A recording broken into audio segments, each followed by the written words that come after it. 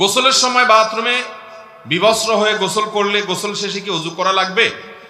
গোসলের সময় যদি আপনি বাথরুমে টয়লেটে গোসল করেন, আপনি গোসলখানায় গোসল করার পর যদি বিবস্ত্র হয়ে গোসল করেন, তাহলে বিবস্ত্র হওয়ার কারণে ওযু ভাঙবে না।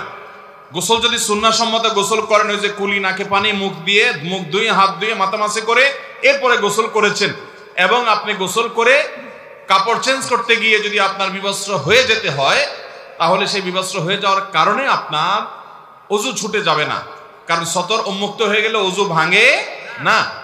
তবে একান্ত নিরুপায় না হওয়া ছাড়া আপনার যেমনি সেমনি বিবস্ত্র হয়ে গোসলখানায় গোসল করা পুরো সময় ধরে, এটা অনুত্তম এবং অনুচিত কাজ, কিন্তু এর কারণে বড় গুনাহ হবে না।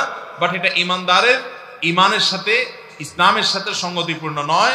আল্লাহ তাআলা প্রতি অন্তত লাজ লজ্জা থাকা উচিত, সেই জায়গা থেকে এটা না করা ভালো। বাট আপনার এর সাথে ওযু যাওয়া থাকার সম্পর্ক নাই।